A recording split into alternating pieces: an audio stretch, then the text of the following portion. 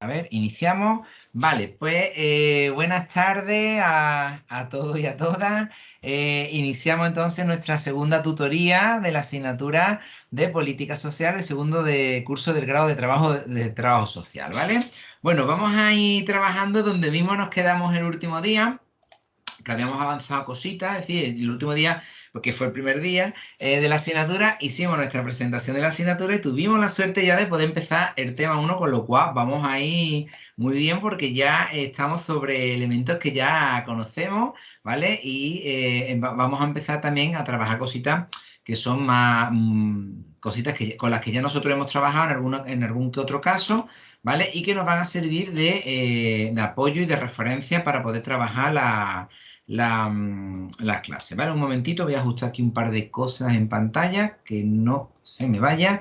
Eso es. Vale, vamos a ir trabajando. Yo creo que estáis viendo ya en la última transparencia donde nosotros nos quedamos, que estamos viendo elementos, ¿no? Que tienen que ver con la génesis del estado de bienestar, el nacimiento de ese estado de bienestar, que habíamos dicho que era un estado que tenía características por ser estado social y a su vez estado liberal, pero que decíamos, explicamos el otro día, que no todo estado liberal tiene por qué ser un estado social, ni todo estado social tiene por qué terminar siendo un estado de bienestar. Ojalá todos fuesen estado de bienestar y hubiesen llegado a estado de bienestar, estaríamos hablando de otro mundo y otra realidad y otra concepción de las cosas, de la economía y de la sociedad totalmente diferente. De hecho, vengo ahora mismo de una clase de macroeconomía que precisamente cuestionaba muchas de las cuestiones o de los elementos que tienen que ver con decisiones de tipo macroeconómico, ¿vale? Que afectan tanto a la población. En cualquier caso, el estado de bienestar, pues tiene esa parte, ¿no? Es decir, un estado que es liberal, que es un estado social, pero que ha evolucionado en cierto sentido, solamente en unos pequeños lugares concretos, muy significativos a nivel geográfico de la historia de la humanidad y en unos periodos muy concretos también de la historia de la humanidad que son muy pocos años, en verdad fueron, para hablar con propiedad, hablamos solamente de 30 años, o sea que es una cuestión que ahora mismo, oye, ¿estado de bienestar existe? Bueno, existe lo que quedan, las reminiscencias de estado de bienestar, que hay sociedades que todavía se aferran a él, intentan no perder. Pero fijaros, por ejemplo, la de derechos y la de cositas que hemos perdido desde la crisis de 2008 para acá, por ejemplo, en España, ¿no? Entonces son cosas que cada vez se van intentando destruir más por las fuerzas de tipo económico y por ideologías que son contrarias a la propia existencia del estado de bienestar, ¿vale? Desgraciadamente es así. Bien, ¿qué elementos hay que son importantes para tener en cuenta en la existencia del estado de bienestar? Bueno, estuvimos explicando, recordáis, la Gran Depresión, el crash del 29, ¿no? Y la contestación que se da en la época de Roosevelt, ¿no? Con el New Deal norteamericano, donde veíamos que al final se termina aprendiendo que la economía es imperfecta y que por tanto hay que intervenirla, hay que trabajarla, hay que encorsetarla porque tiene un impacto social muy potente. Fíjate, los norteamericanos se dieron cuenta en ese momento de que podían perder el control político y el control social del país. Es decir, podía haber acabado en un fascismo o haber acabado en un marxismo-comunismo, ¿vale? Entonces, claro, cuando la postura de las clases medias y la población general está descontenta con el sistema, se radicaliza, ¿vale? Son contestaciones ante el fracaso del capitalismo o de las ideologías liberales dejadas de la mano o dejarlas como el laissez-faire, laissez-passer, eso que explicábamos, ¿no? Dejar hacer, dejar pasar, y esa ideología liberal de la mano invisible que en algunos textos y ya desde primero estáis conociendo en vuestra formación de la UNED, ¿vale? Vimos la importancia del informe Beveridge, recordáis que os decía que el informe Beveridge había supuesto, pues, creo que esto no sé, no recuerdo si lo estuvimos explicando ya, pero el informe Beveridge era ese planteamiento, esa comisión, ¿no? Que el Parlamento británico cuando finaliza la Segunda Guerra Mundial, encarga, ¿no? Para intentar detectar cuáles son los grandes males que asolan al Reino Unido y cuáles son las posibles propuestas o respuestas. Creo que os comenté que en esa comisión Weber, igual que con Roosevelt, había grandes figuras del trabajo social, que podéis estudiar esas figuras, las podéis reconocer en la asignatura de primero de Trabajo Social de la UNED, Orígenes y Desarrollo del Trabajo Social, ¿vale? Por ahí tenéis un par de temas, uno en concreto, perdón, que se llama Hacia la profesionalización del trabajo social, que habla de esas figuras grandísimas, importantísimas, muchas de ellas estuvieron vinculadas tanto al New Deal de Roosevelt como al informe Weber, y eran trabajadoras sociales, ¿eh? Estamos hablando de históricas del trabajo social internacional que estuvieron ahí, pusieron su mano, ¿no? En esa mejora del planeta. Ese informe Weber pues, viene a marcar que el Estado tiene que tomar un papel regulador al estilo de economías de intervención, que ahora la veremos del estilo keynesiano, donde además no solamente tiene que llevar esa economía, sino procurar el pleno empleo y procurar sistemas de protección, colchones de seguridad, colchones de protección, bolsas de seguridad para que la gente no acabara en la pobreza. Seguridad es lo que se llama la seguridad social y son sistemas muy interesantes que se crean y se configuran y se estructuran y desarrollan a partir sobre todo de las directrices del informe Beveridge, que cada país luego iterará por diferentes tendencias. Ahora veremos un poco esos productos, ¿vale? Porque claro, hay diferentes modelos de estado de bienestar y diferentes tipos de estado de bienestar. Por tanto, tenemos que ir viendo ese tipo de diferencias, ¿vale? No todo es igual, no todos los estados de bienestar ni de lejos son iguales, ¿vale? Eso por un lado. Por otro lado, también es importante en esa construcción del estado de bienestar, ¿vale? Las teorías económicas, es decir, tenemos la pata política, la pata ideológica, la pata... ¿Vale? Tenemos ahí no se menciona, pero creo que lo mencioné el otro día o por ahí lo he dejado caer, el Fordismo, un modelo de organización del trabajo que permite la creación de la consolidación de las clases medias, el consumo en masa, el Estado de Derecho también es muy importante, son como variables, ¿no? El hecho mismo de la existencia de, ya lo veréis, de un enemigo ideológico potente como será la propia existencia del bloque comunista, ¿no? Eso va a ser también importante porque va a hacer que ni el liberalismo sea tan liberalismo, ni el comunismo sea tan comunismo, sino que va a encontrar posturas de intermedia, y esa postura intermedia muy concreta va a ser el modelo de estado de bienestar que va a tener su sentido de ser precisamente hasta la caída del muro de Berlín, ¿no? Que eso también lo iremos viendo un poco. Pero la parte económica es esta parte de la economía keynesiana que habla de que el Estado es el que tiene que procurar, es el motor económico, ¿vale? Es el que es capaz de sacar a las zonas o a los países de las propias recesiones económicas, activando precisamente el gasto y activando el consumo. Esto es muy importante, con políticas de estimulación de generación de empleo, muy importante. Y esas políticas son inversión estatal, gasto, no ahorro. Ahorro es, tú puedes ahorrar, si tú ahorras lo que tú quieras, pero un Estado lo que tiene es que invertir, estimular la economía y todo el capital que pueda ir utilizando, utilizarlo en el beneficio mismo de los ciudadanos y de la estimulación de la economía o de motor económico. Esto ya digo es un elemento muy clave de la economía keynesiana, no tiene nada que ver con la economía liberal, ¿vale? Muy importante, muy importante. Pero fijaros, en la economía liberal te decía ahorro, contención, austeridad, estas palabras tan horrorosas que hemos vivido desde la crisis de 2008 para acá, ¿vale? La política económica keynesiana se basa en el principio de pleno empleo. Es decir, tenemos que estimular el pleno empleo a través del gasto, especialmente iniciado a través del Estado, ¿vale? Obra pública, estimulación de la forma que sea económica, muy importante para crear, consolidar pleno empleo. Porque ¿qué ocurre cuando hay pleno empleo? Cuando la gente tiene trabajo, que la gente se gasta dinero, consume televisores, lavadora, coches, se va de vacaciones, se compra ropita nueva, hace todo ese tipo de cosas. Esto es muy importante. Es decir, la gente cuando tiene dinero consume, gasta. ¿Qué ocurre cuando consume y gasta? Que las empresas ganan mucho dinero. Si tú ganas mucho dinero, tú vas facturando capital. Cada vez que hay transacciones económicas, ¿quién gana también vía impuestos? El IVA, por ejemplo. Los estados recaudan. ¿Vais viendo, Hermoto, cómo se va activando? A más demanda de productos, tengo una empresa que hace la empresa, aumenta planta, fabricación, crea empleo. A más empleo se crea, más gente con salario, más gente con salario, más gente comprando el pan, el periódico, una televisión, se apunta Netflix, se apunta... Vais viendo, a más consumo, más productos se hace, más recaudación fiscal. Es decir, para que tengáis una idea, por cada dólar que invierte el Estado en estimulación económica, terminará recibiendo 10. Esto nos lo cuentan. Hablan de gasto social cuando en verdad es una política de inversión buenísima, porque terminará recibiendo 10. A más empleo, más gente contenta, más gente gastando, más gente consumiendo, las empresas contentas, las empresas vendiendo productos, ingresando dinero, el Estado ingresando capital, ingresando vía impuestos, aumentando las arcas. ¿Qué hace el Estado? Políticas de protección de las clases más débiles o más endebles. ¿Para qué? Porque a mí me interesa que una persona mayor tenga poder adquisitivo. ¿Por qué le quiero poner una buena pensión a una persona con discapacidad, a una persona con... Porque si tiene pensión o tiene dinero, ¿qué hace el pensionista? ¿Qué hace la persona con una prestación o con un subsidio? Lo gasta, consume, crea dinero, mueve dinero, genera economía, genera impuestos, genera vía. ¿Vais viendo?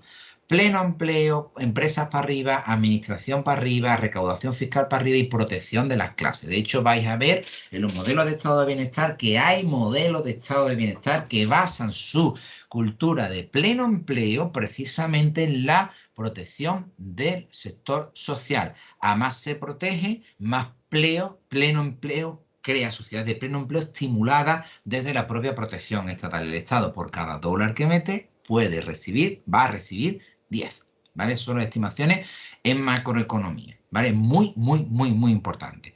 Por tanto, la política económica keynesiana tiene unas reglas de juego que, así contada, beneficia a todos. Lo que va a ocurrir más adelante es que van a dejar a determinados sectores, no va a ser el Estado, no va a ser la clase trabajadora, no les va a molar el sistema porque entiende que por otras vías gana más. Y porque además la corriente liberal, vais a ver que cuando caiga el bloque del este, el muro de Berlín, ya no tiene por qué hacer la vía de en medio, no tiene por qué ceder cuota parte de poder, puesto que no tiene ningún enemigo que realmente lo frene ideológicamente, que es lo que va a aprender, y por tanto, de hecho, va a pasar y se va a crear el neoliberalismo, un nuevo liberalismo, y se va a fagocitar, va a comerse a toda la política económica keynesiana y a la política o la ideología de corte más socialdemócrata, ¿vale? Que es la que estaría detrás de este enfoque de Bevery, ¿vale? De este enfoque de estado de bienestar. Bien, vamos a ir dando más información, pero más o menos con esa idea yo creo que lo tenemos súper ubicado. Conceptos de estado de bienestar, bueno, el libro os pone varios. Yo lo voy a poner, simplemente os lo tenéis que ir más o menos manejando, irlo leyendo en los capítulos del libro. Tenéis, por ejemplo, el famoso Jan Gouth. Dice que es un conjunto tanto de actividades como de normas, actividades de provisión de determinados servicios sociales, evidentemente, y normas de reglamentación de actividades privadas, de forma que se utiliza el poder estatal para modificar la reproducción de la fuerza de trabajo o bien organización del empleo, pleno empleo, recordáis, y para mantener a la población no trabajadora en las sociedades capitalistas. Es decir, esas poblaciones que están en desempleo, no tienen ingresos, si les doy pensiones, les doy subsidios, les doy ayuda, les doy cobertura económica, se convierten en clase que además es consumidora y por tanto mueve economía y por tanto juega en el sistema de manera fantástica, ¿vale? Es decir, a mí no me interesa que haya nadie sin dinero. Me interesa que todo el mundo tenga mucha pasta, mucho dinero y estimule la economía, que ganamos todos. ¿Eh? Esa es la idea de la economía. El problema es que cuando hay ideologías que dicen, bueno, y si todo ese dinero me lo quedo yo y me lo quedo yo nada más. Bueno, Monereo, otro de los autores que vaya a encontrar, por su parte señala que el estado de bienestar es aquella forma de organización del poder político en la comunidad que comporta una responsabilidad de los poderes públicos en orden a asegurar una protección social y el bienestar básico para sus ciudadanos, más o menos en la línea de lo que estamos explicando. En este sentido implica la provisión pública de una serie de servicios sociales, incluyendo transferencias para cubrir las necesidades humanas esenciales de los ciudadanos de una sociedad compleja y cambiante, y la responsabilidad estatal en el mantenimiento de un nivel de vida mínimo, si diríamos aquí de vida, a todos los ciudadanos pertenecientes a la comunidad política. Como veis, se utiliza mucho el concepto ciudadano. Eso significa que esta cobertura de estado de bienestar siempre es a aquellos que son parte de esa sociedad, tienen papeles, es decir, quienes no son, pues no te van a cubrir o no te tienen por qué cubrir, ¿vale? El concepto va a caballo en esas ideas. Es importante que se tenga ese matiz en cuenta. También vais a encontrar aportaciones de Muñoz de Bustillo, que lo define como el conjunto de actuaciones públicas tendentes a organizar a todos los ciudadanos de una nación por el hecho de serlo, es decir, concepto de ciudadanía, el acceso a un mínimo de servicios que garanticen su supervivencia, entendida supervivencia en términos sociales y no estrictamente biológicos, y en todos los órdenes. ¿Vale? La idea es esa, es decir, que tu Estado te provea de esa posibilidad y te garantice esa posibilidad. De hecho, yo creo en mi Estado, creo en mi clase política porque se supone que me cuida. Sí, se supone que me cuida, ¿vale? Eso pero es importante ese concepto. Bueno, aquí tenéis diferentes modelos de estado de bienestar. Tenéis como varias clasificaciones, ¿vale? Pero yo más o menos voy a dar las pinceladas para que lo veáis. Pues claro, modelo de estado de bienestar hemos visto que más o menos se llega a un estado de bienestar, pero cada región, cada país va a tener estilos diferentes y lo va a organizar de forma diferente. Sí, tenemos el keynesianismo, tenemos el informe Bevery, tenemos el Fordismo, tenemos todo ese planteamiento, ¿vale? Está dentro de un estado liberal de derecho, todo ese planteamiento lo tenemos ahí. Pero cada país, cada región lo va a articular de formas distintas. Por ejemplo, modelo de estado de bienestar según la orientación de su cobertura y los pilares sobre los que se sustenta. ¿vale? Vamos a encontrar un primer modelo que es lo denominado modelo bismarckiano, que es un clásico potente a nivel europeo, desarrollado fundamentalmente en la Europa occidental, ¿vale? Para nosotros es muy próximo, muy normal este modelo, muy alemanizado, ¿vale? Sería evidentemente Alemania, Francia, muy fuerte aquí, Bélgica, que también está en la misma tesitura, Austria, perdón, y Holanda, ¿vale? Fijaros que la región es muy concreta. ¿Aquí no está España? No, no está España. España no es sistema bismarckiano, aunque copiamos parte, ¿vale? Es un modelo conservador y corporativo, conservador en el sentido de la forma y la estructura, la vamos a ver, y corporativo porque se basa en la afiliación laboral. Esto es muy importante, ¿vale? Por eso es tan importante esto. Se articula sobre la idea del seguro social, ¿vale? Y está ligado al salario del ciudadano que determina la aplicación del principio de equivalencia en virtud del cual la cuantía de las ayudas depende de lo aportado previamente al sistema en forma de cotizaciones que se aplican al salario y que pagan tanto los empresarios como los trabajadores, o lo que es lo mismo, lo que tú cotizas, ¿vale? En función de lo que tú aportas a la caja de la seguridad social, ¿vale? Sistema bismarckiano corporativo, luego obtienes determinados beneficios. Por ejemplo, la pensión. Esto no suena, ¿verdad? Porque el modelo español es muy de este estilo también, ¿vale? Es un instrumento al servicio de la integración de los trabajadores en el sistema político, inicialmente para acallar la denominada cuestión social, porque tienen antecedentes más atrás, pero evoluciona hacia el estado de bienestar de otra manera.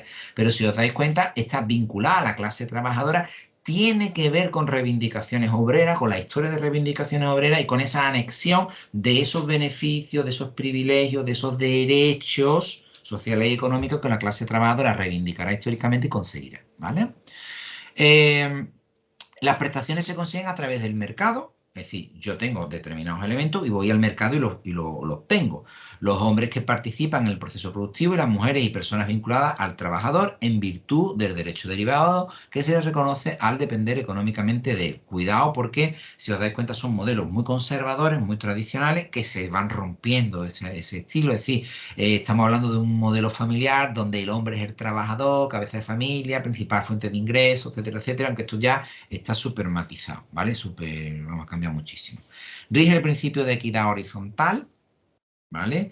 Con el propósito de asegurar que un nivel de vida a lo largo de todo el ciclo vital de los individuos, aun cuando las circunstancias para obtener ingresos en el mercado laboral cambien. Por ejemplo, enfermedad, entonces te cubren determinados subsidios, prestaciones y servicios, jubilación, etcétera. O los gastos de incremento, por ejemplo, tener más hijos. Los modelos bismarckianos tienen políticas familiares mucho mejores, bastante mejores que las políticas familiares, hacia familias o menores que tiene, por ejemplo, el modelo español, ¿vale? Lo digo para que veáis las diferencias. Eh, el modelo socialdemócrata, este es el que todo el mundo querría tener, es una maravilla. Es propio de los países como Dinamarca, Finlandia, Suecia y Noruega. Yo me apunto, pero a la villa, ¿eh?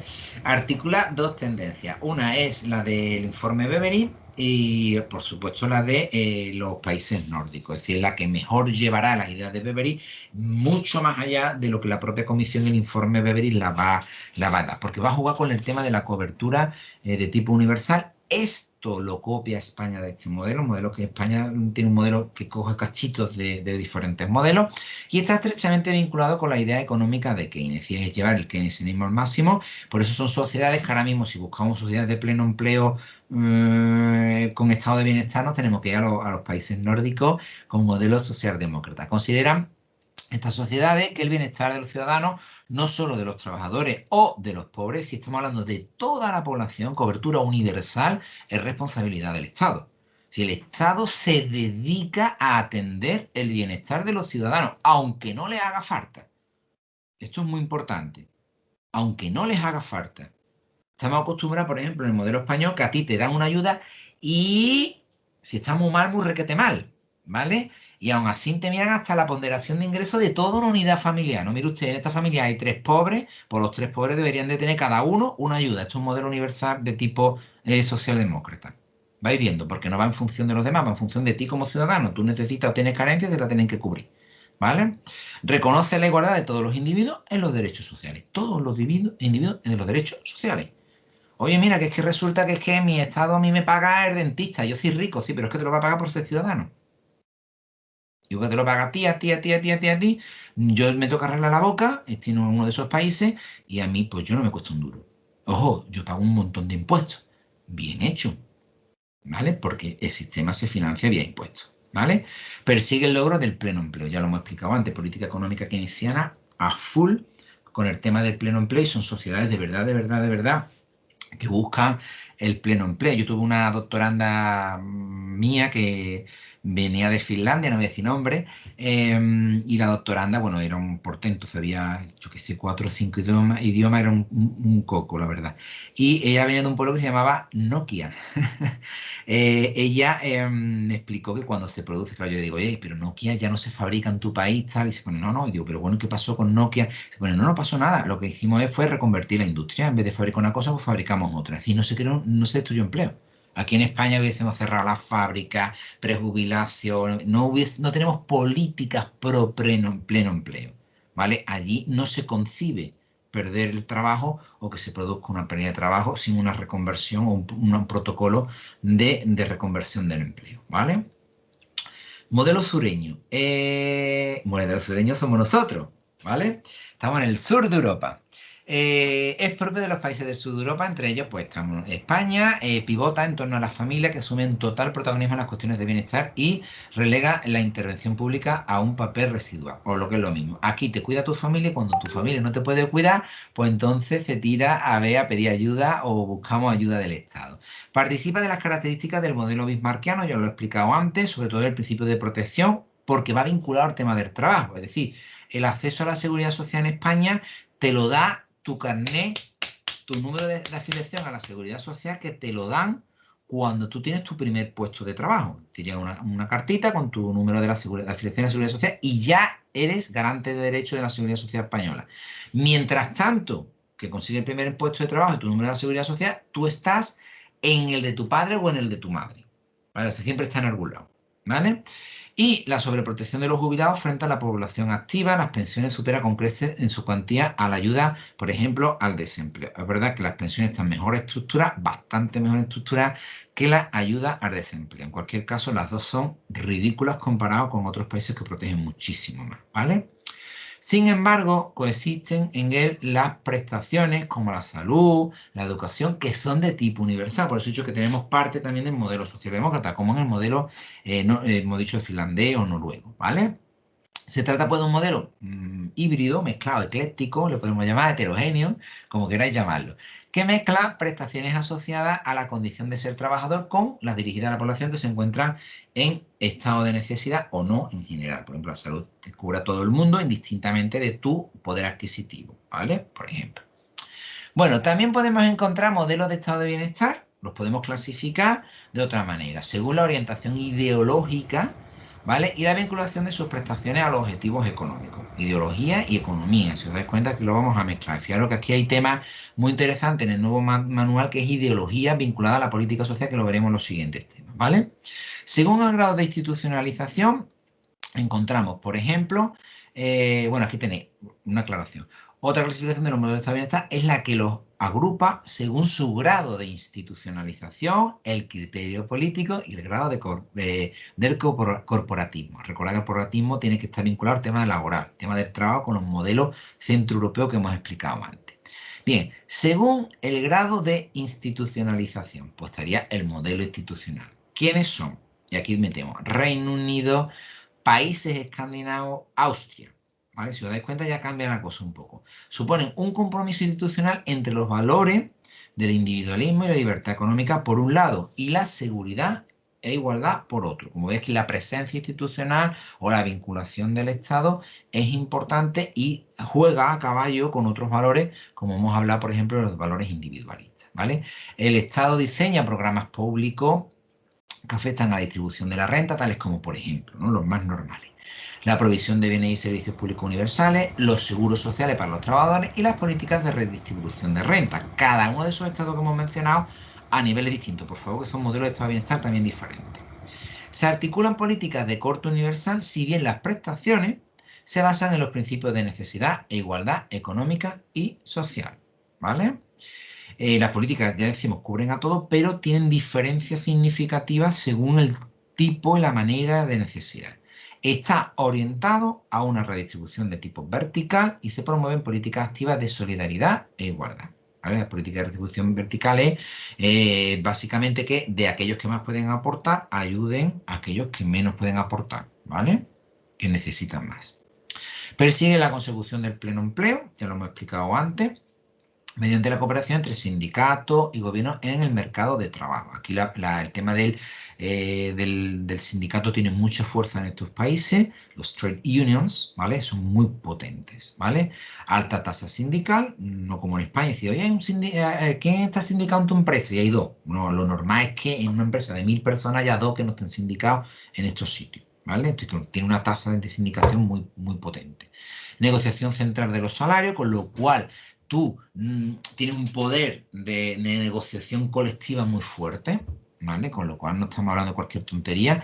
Elevados niveles de gasto. Gasto se refiere a la parte a lo que llamamos un gasto que es inversión pública, estimulación económica, programas universales, escasa regulación, ¿vale? En algunos casos, predominio de las transferencias universales y de los servicios, según ya digo, diferencia entre algunos países. Ahí en los países que hemos mencionado hay diferencias significativas. Modelo residual, esto cambia mucho. El modelo residual, metemos aquí a Estados Unidos. Hay quien dice que Estados Unidos no tiene un modelo de Estado bienestar. Comparado con el de España es malísimo, ¿eh? Fíjate lo que estamos hablando. Estados Unidos, Canadá, Australia, Nueva Zelanda, Japón. Japón tiene otro deje en el estado de bienestar, o Suiza. Son países donde la parte privada de satisfacción en el mercado son muy, muy potentes, ¿vale? Más que la protección estatal. El Estado juega un papel aquí, por eso decimos residual o secundario, en la satisfacción de las necesidades. Esta es responsabilidad básicamente del mercado, si tú con tu dinero vas y te compras el servicio que sea que tú necesites, y en segundo orden de la familia. Y en tercer orden ya, pues entonces más tímidamente entraría la protección del Estado. Por eso se le llama modelo de Estado bienestar de tipo residual, ¿vale? Los objetivos de la intervención estatal, pues son proteger de los peligros de regulación de los mercados, básicamente cuando se producen crisis en los mercados que tienen impacto en la población, entonces tienes que proteger a que hay hambre, por ejemplo, hay desempleo, o la gente no se puede satisfacer sus necesidades en el mercado porque no hay trabajo, no hay salario. Asegurar la estabilidad, el crecimiento económico, o sea, todo eso se hace no por un fin de protección social, sino por un fin de protección del propio sistema económico. Es diferente el enfoque. Y aplicar una política de empleo denominada minimalista para mantener los niveles de consumo y la actividad económica. Es decir, yo voy a estimular el empleo, pero porque necesito que ese empleo sostenga una sociedad de consumo, pero no porque yo quiera estimular un bienestar global general de la población. Como veis, es un sistema así más regulón. El Estado solo interviene cuando, hemos dicho, la familia y o el mercado fallan, garantizando un nivel de subsistencia pues mínimo en la prestación de determinados servicios.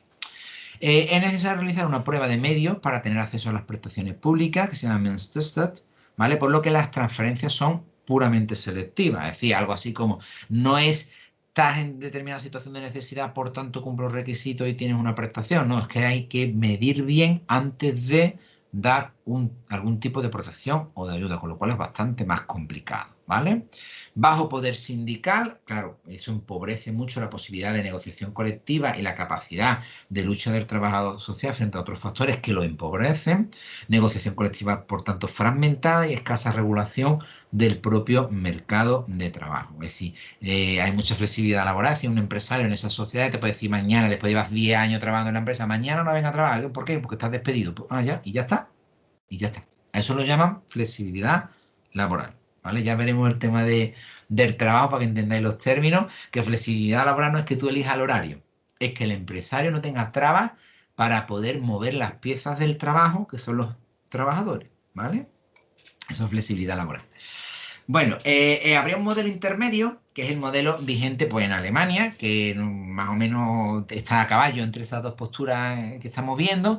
El mérito y la productividad laboral pues, son la base de la satisfacción de las necesidades sociales. Decía, mejor empleo, mejor remuneración, mejor cotización, mejor cobertura, ¿vale? Básicamente. Se basa en prestaciones sociales orientadas a compensar la existencia de desempleo, básicamente. Porque lo normal es que busques el empleo. Si no hay empleo, pues entonces ya entramos en otro tipo de protección, pero sin una política activa de pleno empleo. Es decir, yo te ayudo porque estás en desempleo, pero yo no me dedico a la estimulación efectiva del pleno empleo. Me dedico a la estimulación económica, que es diferente. ¿vale? El mercado laboral sigue siendo el mecanismo principal de asignación inicial de los recursos.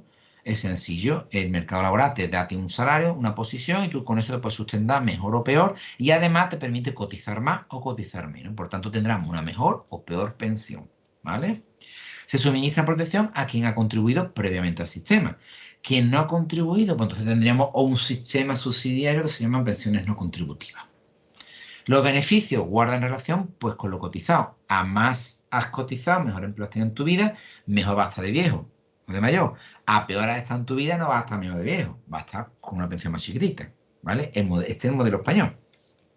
La cobertura pues no está en función de criterios de necesidad, sino va en función de criterios de cotización. Tasa de sindicación media comparada con los otros dos sistemas. Negociación pues más o menos sí está centralizada porque aquí el corporativismo es muy importante. Hay fuerte regulación y altos niveles de gasto porque también hay estimulación económica, ¿vale? Muy importante. Fuerte presencia también en todo ello de lo denominadas transferencias, que son elementos garantistas económicos que se dan desde el Estado a las personas individuales, donde hay un predominio sobre todo de la distribución de tipo horizontal, orientado a redistribuir la renta y los ahorros a lo largo del ciclo vital de los individuos. Si yo durante toda mi vida voy cotizando con idea de que cuando ocurra una contingencia, por ejemplo, jubilación o un accidente laboral o cualquier otra contingencia, esa bolsa de cotización me cubra, ¿vale? Más del tipo de seguro, ¿vale? Por eso es más de tipo bismarckiano, ¿vale? Se cubre las situaciones de necesidad ante ciertos riesgos concretos, ya no sin querer lo he mencionado, accidente, enfermedad, desempleo o por inactividad o jubilación, ¿vale? Vale, si nos vamos al criterio político, pues tenemos, por ejemplo, el Estado liberal. Si os dais cuenta, estamos hablando de lo mismo, pero le estamos poniendo nombre diferente, ¿vale? El Estado liberal, pues están Estados Unidos, Canadá, Australia, antes lo hemos denominado residuales. ¿Vais viendo o no? Residuales o estados mínimos, también lo vais a encontrar por ese nombre, ¿vale? A lo que llega el Estado liberal es ayudar a los pobres, ¿vale? Transferencias universales muy modestas, prácticamente en algunas partes inexistentes, en algún tipo de necesidad inexistente. Subsidios de las clases son inferiores a los ingresos, es decir, lo que yo te voy a dar va a ser muy cortito, muy cortito, muy cortito, es para que tú no te mueras, subsistencia mínima, mínima, mínima, mínima, mínima, ¿vale? Esto es muy importante. Y esa subsistencia mínima, mínima, mínima, mínima es la que yo te voy a plantear porque a mí no me interesa de que tú tengas un elemento mejor que cualquier trabajo por muy mal pagado que esté, ¿vale? Ese va a ser el juego, ¿vale? Ya esto es muy antiguo y se llama el principio de la menor elegibilidad, ¿vale? Es decir, que a ti que te den el trabajo que sea, aunque esté explotado, te rente más que la ayuda que te da tu propio Estado, ¿vale? Favorece la pervivencia de la estratificación social al permitir la coexistencia de los beneficiarios de la protección social relativamente iguales en la pobreza, ¿vale? Con el bienestar social de las mayorías que están suministrados por el propio mercado. Es decir, lo normal es que tú en esos sistemas acudas al mercado para satisfacer una necesidad del tipo que sea, ¿vale? No al Estado. También estaría el Estado corporatista. Aquí estarían pues Francia, Alemania, Austria, Bélgica, corporatismo, ¿vale? Pues se basa en el patrón empleo, trabajo, ¿vale? Cotización. Y los derechos sociales pues se vinculan a la clase, por lo que se conservan las diferencias sociales, ¿vale? Claro, se conservan diferencias sociales que tienen que ver con diferencias de empleo, diferencias salariales, ¿vale? Esto estaría todo igual. El Estado tiene un escaso papel redistributivo, ¿vale? Porque a lo que se va a encargar básicamente a que esa estructura funcione. Y se conservan los mecanismos tradicionales de bienestar. Por ejemplo, los tradicionales son familias y sigue existiendo evidentemente iglesia. Tienen un fuerte componente contributivo. Es decir, el tema de la contribución del aporte económico que hemos explicado que da el trabajador, ¿vale? Porque está vinculado a la forma del trabajo, ¿vale? El Estado de tipo socialdemócrata, ya lo hemos explicado, que serían países escandinavos, tratan de alcanzar la igualdad a través de programas universalistas, favorece la independencia del individuo, de la familia y del mercado. Y, muy importante, existe un compromiso político de alcanzar el pleno empleo. Es decir, gobierne quien gobierne, se dedican a gestionar ese estado de bienestar, ¿vale? Y se dedican a la creación y el sostenimiento del pleno empleo como principio máximo. Ostras, esto mola mucho, ¿eh? Se corresponde con un sistema político de tinte socialista o denominado socialdemócrata, ¿vale? Es importante entender que este tipo de parámetros lo que buscan no es una igualdad en la pobreza, como hemos explicado en algún otro modelo, sino que sería una igualdad de máximos, ¿vale? Tienen pocas diferencias salariales, es decir, la diferencia a lo mejor entre un peón de albañil y el arquitecto de la obra a lo mejor son, no sé, 300 o 400 euros, pero los dos ganan más de 2.000, no más de 3.000. No sé si me estoy explicando, si las diferencias son muy cortitas. ¿Por qué? Porque lo que nos interesa son gente con muy altos poderes adquisitivos que indistintamente de sus estudios sean personas que contribuyan con muy buenos impuestos y consuman mucho. Como veis, son patrones que no tienen nada que ver con los patrones, por ejemplo, españoles o liberales de otros países. El modelo radical, ahí jugamos con Australia, Nueva Zelanda, Reino Unido, radical, así lo denomina. En la lucha contra la pobreza y la igualdad de ingresos se realiza con otros instrumentos redistributivos diferentes a los altos niveles de gasto social, ¿vale? Va por otro enfoque que, como hemos visto, va más hacia el pobre, a la situación ya una vez que aparece de pobreza, más que a suavizar los parámetros de igualdad o de desigualdad, en este caso social, de sus ciudadanos. Modelo tradicional católico. ¿Vale? Si te dais cuenta, estamos hablando todo el tiempo de los mismos modelos de los mismos países que cambian en función del enfoque, ¿vale? Incorporado para dar acogida al modelo del estado de bienestar de países como, y ahí entramos nosotros, Italia, España, Grecia, Portugal, ¿vale? Que es un sistema de bienestar poco institucionalizado, con un bajo compromiso en el pleno empleo. Pero vamos a crear políticas de empleo en España, que es lo que le hacen a los parados, le dan un curso. No sé, por Dios, concurso para los parados, lo único que hace es que consigue empleo uno, que es el que da el curso, ¿vale? Pero tú no, que te ayuden a poner currículum mejor, o a hacer una entrevista grupal, o a cómo generar un perfil interesante en LinkedIn, perdón usted, eso no es una política de creación de empleo, una política de formación, de orientación, lo usted llámalo como usted quiera, pero el que da el curso, ese puesto ya crea uno, ¿vale? Perdona que sea tan crítico. Bajo compromiso con el pleno empleo porque es horroroso. La familia sigue jugando un papel capital en la provisión de bienestar. De hecho, el coste de la necesidad o de la pobreza o de la atención la siguen teniendo, por ejemplo, en países como España, la familia. ¿Vale?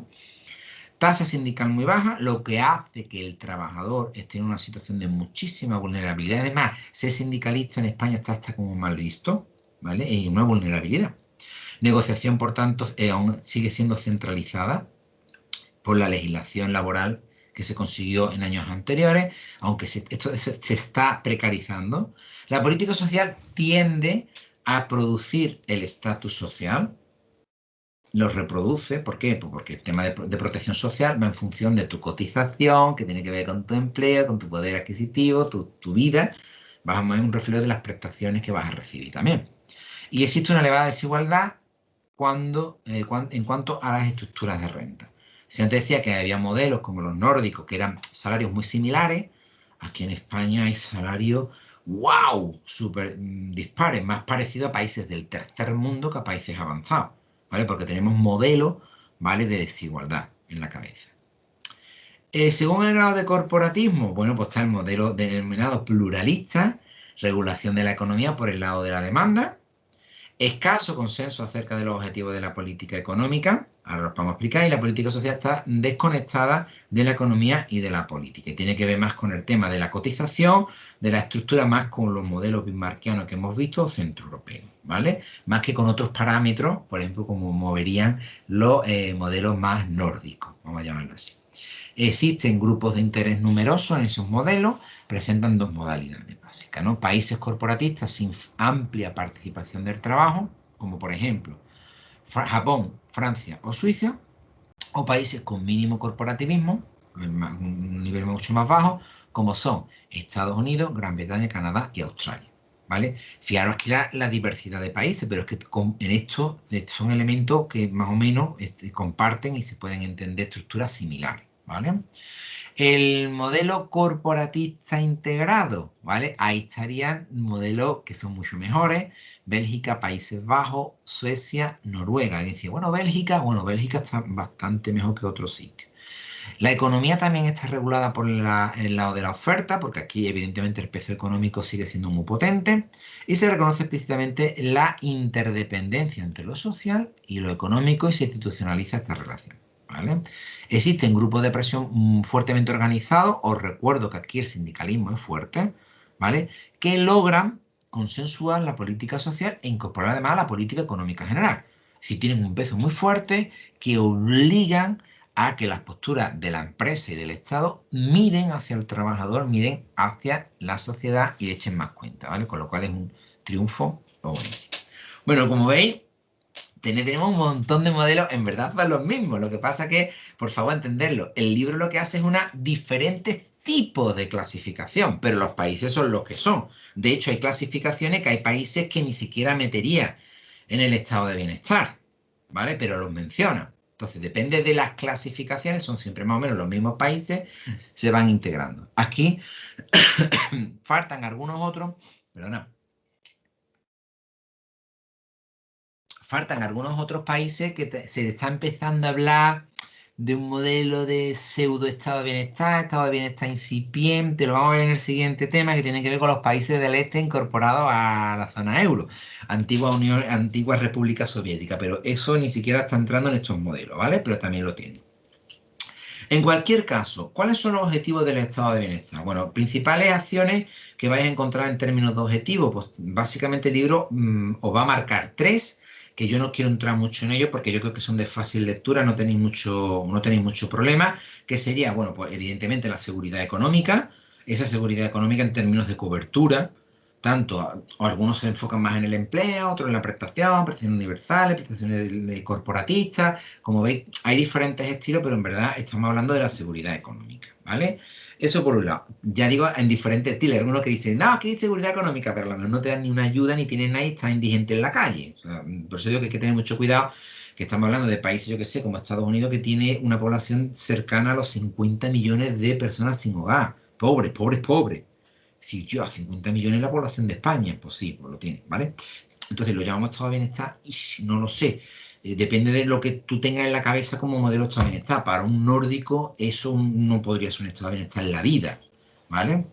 Eh, otro segundo gran objetivo que vais a leer en el manual, que creo que podéis acercaros perfectamente a esa lectura, la reducción de la desigualdad. En cierto grado, ya hemos visto que hay diferentes grados, pero técnicamente los estados de bienestar de alguna u otra forma intentan reducir la desigualdad. Algunos lo tienen como principio fundamental y otros como un principio residual que sin querer lo hacen, pero no es el propósito, ¿vale? Pero ahí está, en cierto modo esas ayudas, esas prestaciones o todas esas políticas sociales y económicas terminan o podrían terminar ayudando a reducir las brechas de desigualdad en las sociedades de las que se trata, ¿vale?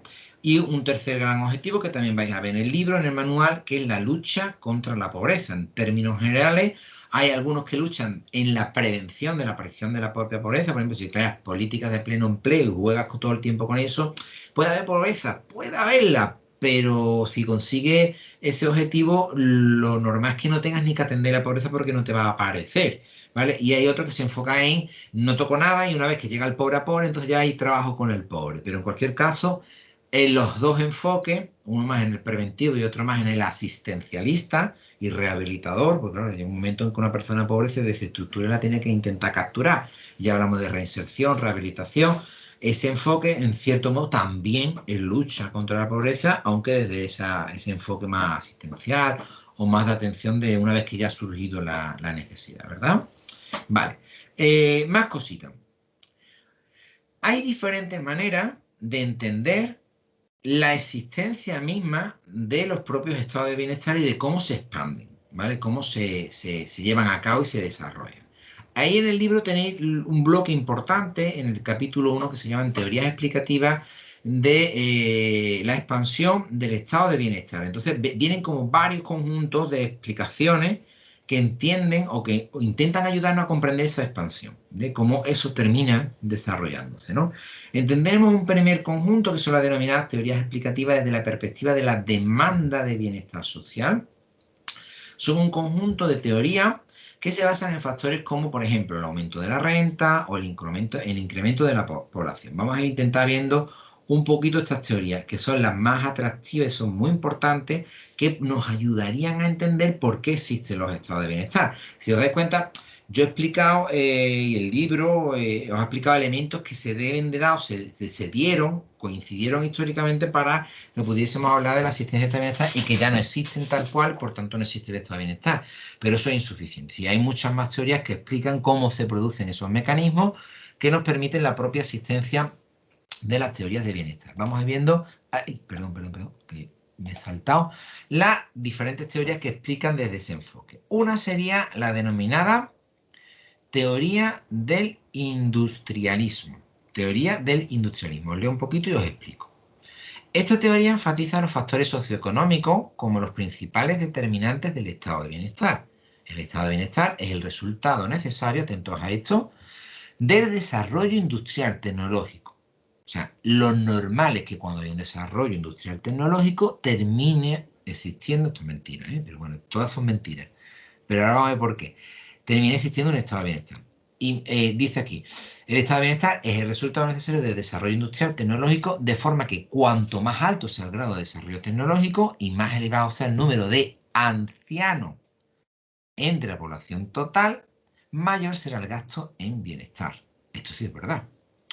La causa de ello reside en que la industrialización somete a la población a nuevos riesgos y a una mayor movilidad y debilita los mecanismos asistenciales tradicionales, como por ejemplo la familia, la caridad, el altruismo.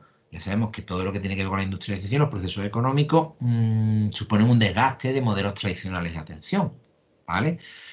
Seguimos explicando. A ello se añaden las consecuencias derivadas de la incorporación masiva de la mujer al trabajo. Es verdad que hay una gran revolución que empezó en el siglo XX, que fue la revolución de la mujer, que ha sido la más importante de la historia probablemente, y la que más impacto y más significación va a tener, ¿vale? Todavía está en ello, todavía está en ello. En este contexto, el Estado responde a las nuevas necesidades de la población que sufre los efectos adversos del proceso de industrialización, por lo que se considera que su intervención es neutra, desde el punto de vista político.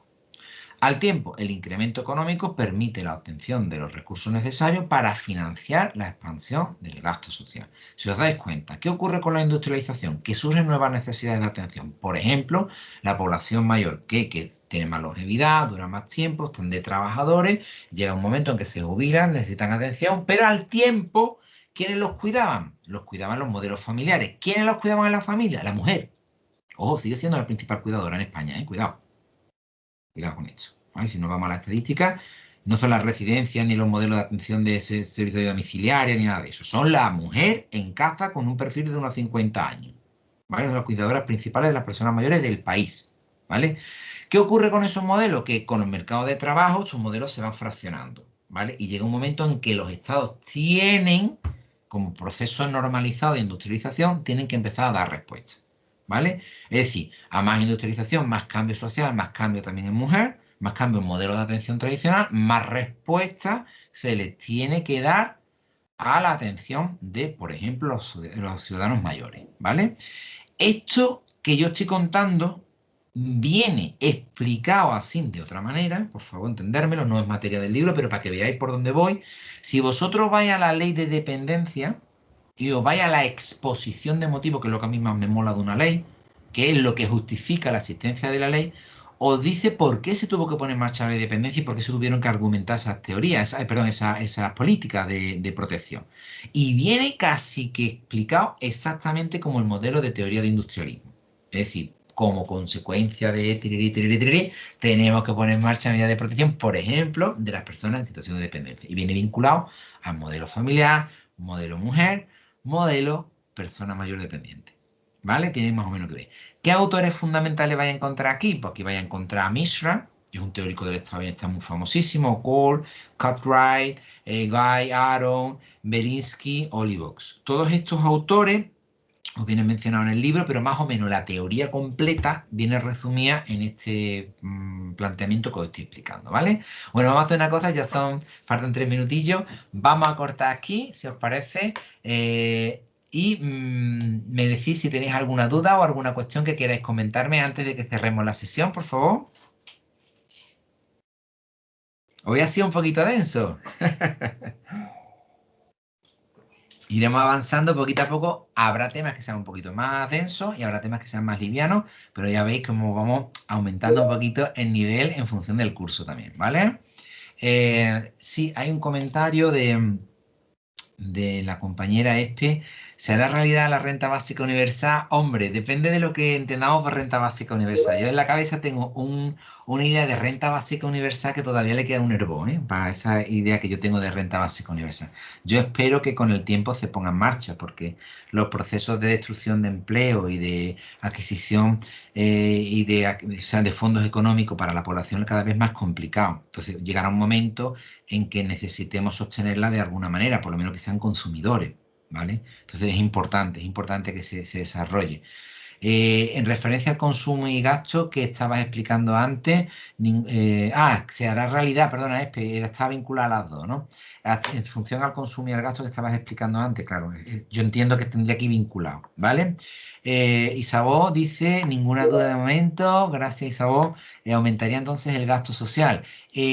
Bueno, en primera instancia sí, pero si nosotros jugamos con el tema de la inversión social, ¿vale? Muy probablemente ese gasto venga retornado, ¿vale? Entonces, en principio puede ser un aumento del gasto social, pero terminaría retornando. De hecho, hay economistas, bastantes economistas que tienen libros sobre temas de renta básica universal desde hace ya por lo menos 40 años, no, 40 años no me he pasado, 30 años, ¿vale? Que se empieza a hablar de esto y desde hace ya, desde los años finales de los 90 por ahí vas a encontrar ya textos de economistas que te miden que ese gasto es reembolsable con diferencia, ¿vale?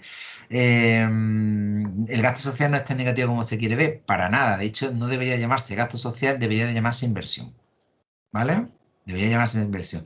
Yo estoy dirigiendo una tesis a un compañero que se llama, no voy a decir el nombre porque no tengo su permiso, pero estamos trabajando en una tesis que demuestra cuánto dinero ahorra la intervención del trabajo social a la sociedad y que todo lo que sea gasto de esa forma es una ganancia social, pero midiéndola económicamente con una metodología que se llama de recuperación de la inversión social, que se llama SROI, ¿vale? O sea, todo esto se puede medir perfectamente, ¿vale? A ver si la sacamos y os invito a que veáis la tesis doctoral, ¿vale?